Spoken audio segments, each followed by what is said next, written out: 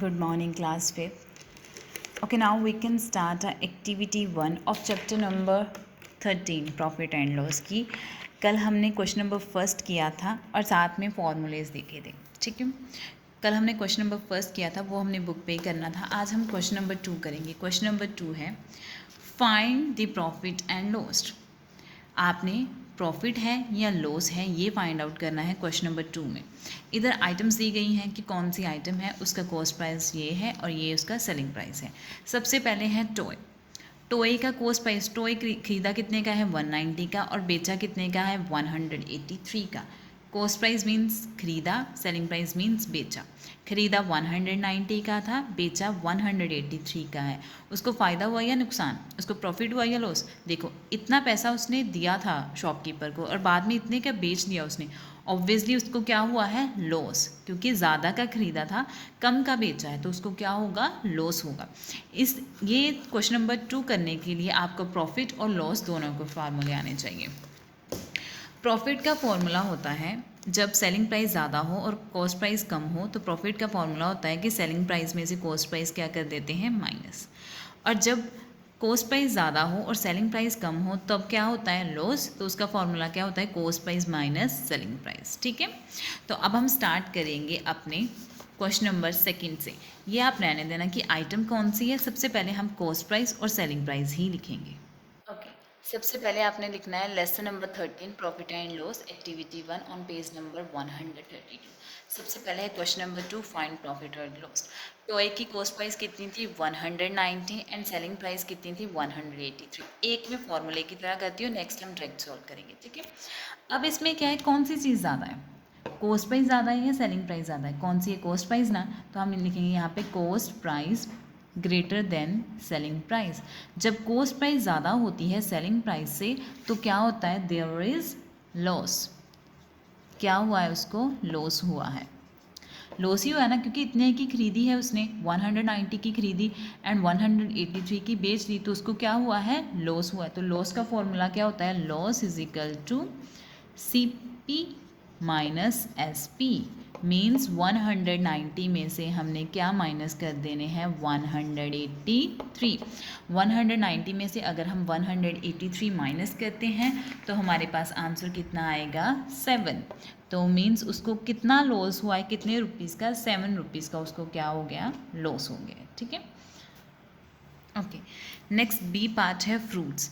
Fruits उसने खरीदे 92 के थे और बेचे कितने हैं 99 के. अब देखो खरीदे थे 92 के और बेचे हैं 99 के. उसको प्रॉफिट हुआ या लॉस, उसको प्रॉफिट हुआ है क्योंकि उसने खरीदे 92 के थे और बेच उसने कितने के दिए हैं 99 के. तो it mean to say that उसको क्या हुआ है प्रॉफिट हुआ है. तो अब हमने वो नहीं लिखना, अगर लिखना चाहते हो तो लिख लो selling price greater than cost price so there is profit.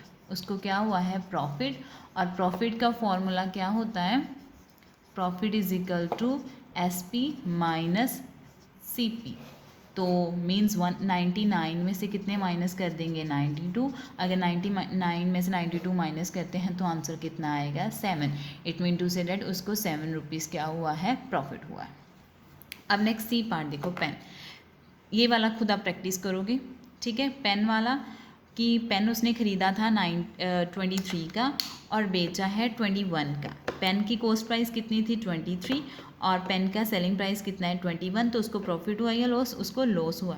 तो आपने लॉस का फॉर्मूला लगा देना है. ठीक है, तो ई पार्ट भी आप खुद करोगे, सी एंड ई पार्ट पॉइंट वाला मैं खुद करवाऊँगी. अब देखो ऑयल ख़रीदा उसने कितने का था 103 का. खरीदा 103 का था और बेचा कितने का 112 का. उसको प्रॉफिट हुआ या लॉस, उसको प्रॉफिट हुआ है. तो यहाँ पे प्रॉफिट का फॉर्मूला लगा देना, यहाँ पे लॉस का, यहाँ पे प्रॉफिट का. अब हम डी करेंगे कि एक जैम की बोतल थी जिसका कॉस्ट प्राइस 78 था और उसने बेचा कितने का है 84.50 पैसे का. तो उसको प्रॉफिट हुआ या लॉस, देख के पता चल रहा है कि क्या हुआ उसको प्रॉफिट हुआ है. सो सेलिंग प्राइस में से कॉस्ट प्राइस माइनस कर देंगे. ओके, नेक्स्ट है कॉस्ट प्राइस कितना था 78। जैम की बोतल कितने की खरीदी थी उसने 78 की, और बेची कितने की है 84.50 की। सो देयर इज़ प्रॉफिट, उसको क्या हुआ प्रॉफिट, क्योंकि खरीदी इतने की थी बेची इतने की है तो उसको क्या हो गया प्रॉफिट। तो प्रॉफिट का फॉर्मूला क्या लगेगा, profit is equal to SP minus CP। SP कितना है 84.50 और CP कितना है 78। पॉइंट था, पॉइंट के बाद दो टर्म्स थी तो इधर हमने खुद पॉइंट लगा के दो क्या लगा दिया 0। अब सेलिंग प्राइस में से कॉस्ट प्राइस क्या कर देंगे माइनस। अगर हम सेलिंग प्राइस में से कॉस्ट प्राइस माइनस करते हैं, 0 में से 0 माइनस किए 0, 5 में से 0 माइनस किए 5, 4 में से 8 सब्ट्रैक्ट नहीं हो सकता इसने इससे बोरो लिया, तो यहाँ पे हो गया 14 में से 8 माइनस किए तो 6, यहाँ पे हो गया 7, 7 में से 7 के 0, तो रुपीज़ का साथ में डिजिट आ गया। तो इट मीन टू से डेट उसको कितना ज़्यादा प्रॉफिट हुआ है 6.50 पैसे, तो यहाँ पे आएगा 6.50। क्लियर। तो पॉइंट वाली टर्म्स ऐसे निकालनी होती है, पॉइंट नहीं दिया गया तो यहाँ पे खुद लगा लो, ठीक है, खुद लगा के फिर उसको सब्ट्रैक्ट कर दो। अब नेक्स्ट है आपकी, और ये था आपका क्वेश्चन नंबर 2 का,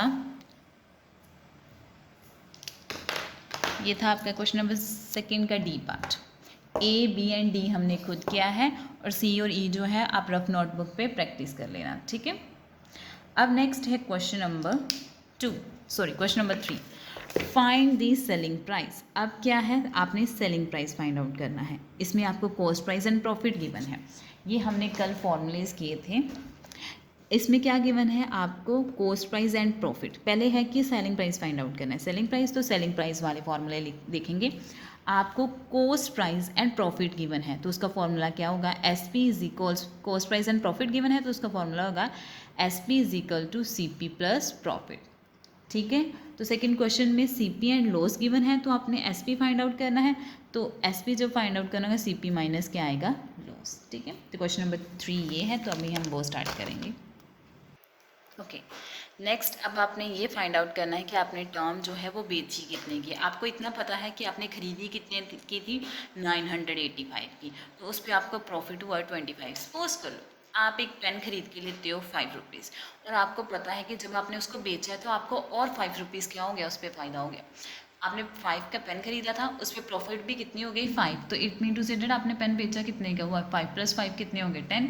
हमें पता है कि हमने पेन लिया कितने का था और उस पर हमें प्रॉफिट कितनी हुई है, वो दोनों को हमने क्या कर देना होता है ऐड, तो हमें पता चल जाता है कि उसका सेलिंग प्राइस क्या था। वैसे ही कॉस्ट प्राइस गिवन है, प्रॉफिट गिवन है, सेलिंग प्राइस फाइंड आउट करेंगे। वो कैसे होता है, कॉस्ट प्राइस और प्रॉफिट को आपस में क्या कर देंगे प्लस। कॉस्ट प्राइस है 285 एंड प्रॉफिट है 25। इन दोनों को अब हम क्या कर देंगे ऐड। जब इन दोनों को ऐड करेंगे तो आएगा, it mean to say that कि सेलिंग प्राइस मीन्स कि उसने कितने की बेची होगी 1010 रुपीज़ की। क्लियर, मीन्स खरीदी उसने 985 की थी कोई भी चीज़, और उसको बेचा कितने पे है 1010 पे। क्लियर, क्योंकि उसको प्रॉफिट हुआ था तो इन दोनों को क्या कर देते हैं प्लस कर देते हैं, ठीक है। अब बी पार्ट करेंगे इसी का। ओके अब नेक्स्ट क्वेश्चन है, आपको CP पता है कि आपने कोई चीज़ खरीदी कितने की थी 828 पे, और उस पर आपको क्या हो गया नुकसान कितने का 50 रुपीज़ का।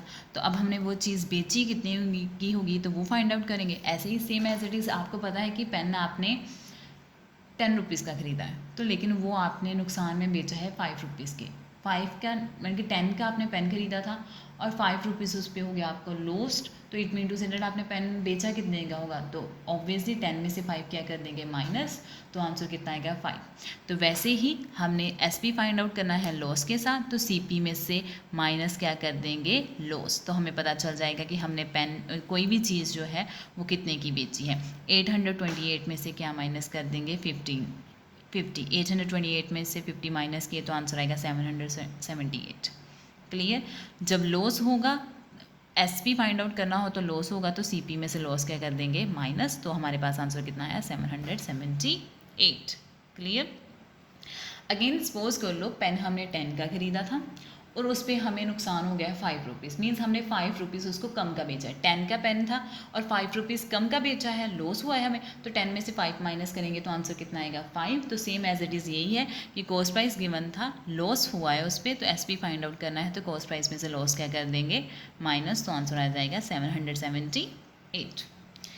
तो हो सके तो क्वेश्चन नंबर 4 भी कर लेते हैं। क्वेश्चन नंबर 4 है फाइंड द कॉस्ट प्राइस, कि हमने कॉस्ट प्राइस फाइंड आउट करनी है लेकिन उस पर SP एंड प्रॉफिट दोनों गिवन है।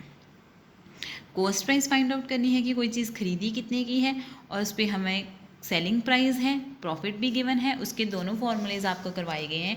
अगर सेलिंग प्राइस पे प्रॉफिट हुआ हो तो एसपी में से माइनस प्रॉफिट करते हैं, और अगर सेलिंग प्राइस पे लॉस हुआ हो तो सेलिंग प्राइस में से लॉस प्लस करते हैं जब सीपी फाइंड आउट करते हैं। ठीक है, तो क्वेश्चन नंबर 4 अभी हम स्टार्ट कर लेते हैं। ए पार्ट आज कर लेते हैं, बी कल कर लेंगे।